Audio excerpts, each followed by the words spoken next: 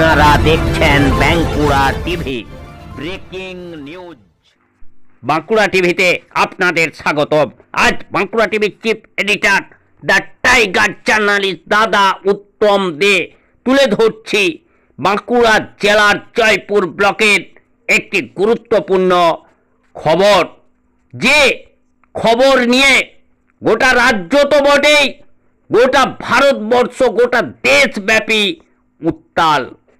সেই খবর হলো কলকাতার আর.জি. কর মেডিকেল কলেজের যে ডাক্তারের নারকীয় হত্যা, এবং সেই হত্যা লীলার পেছনে যারা জড়িত আছে সেই জড়িতদের শাস্তির দাবিতে জয়পুর সিপিআইএম উত্তর এবং দক্ষিণ এরিয়া কমিটির উদ্যোগে Jaipur Hattala CPIM party office থেকে মিছিল, এবং সেই মিছিল করে থানার সামনে বিক্ষোভ এবং ডেপুটেশন।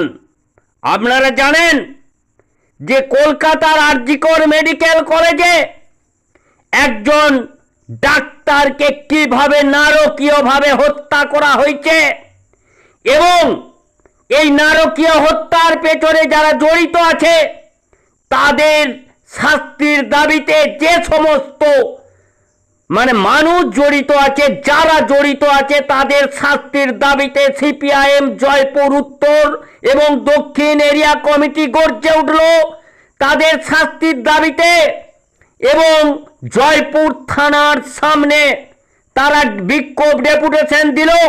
তারা জানাতে চাইল এই পশ্চিমবাংলার মুখ্যমন্ত্রীকে, পশ্চিমবাংলার পুলিশ প্রশাসনকে ইতিমধ্যেই যারা এই দোষী, এই ডাক্তার হত্যার পিছনে, এই নারকীয় হত্যা লীলার পিছনে, তাদেরকে গ্রেপ্তার করে তাদের বিচার করতে হবে। যেমন গোটা রাজ্যব্যাপী যে ডাক্তার নার্স সকলেই যেমন আন্দোলনে নেমে পড়েছেন, তেমনি অন্যদিকে সিপিআইএম পার্টি তাদের মানবিক দিক থেকে তারা এই ডাক্তারের পিছনে দাঁড়িয়েছেন।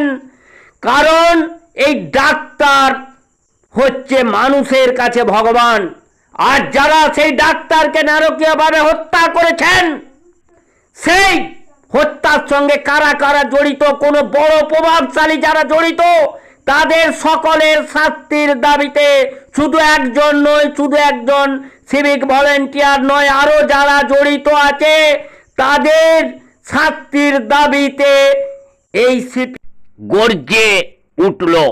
আজ এই সিপিআইএম যে জয়পুর উত্তর এবং দক্ষিণ এরিয়া কমিটির যারা সম্পাদক, সেই সম্পাদক সহ এই সিপিআইএম পার্টির অধীন যে সমস্ত গণসংগঠনগুলি আছে, সেই গণসংগঠনের মানুষ কিন্তু আজকের এই মিছিলে অংশগ্রহণ করে এবং এই থানার সামনে বিক্ষোভ অবস্থান এবং ডেপুটেশন দেয়।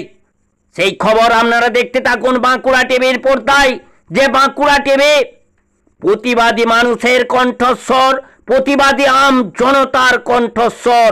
দেখতে থাকুন সেই খবর আপনারা একমাত্র বাঁকুড়া টিভির পর্দায়।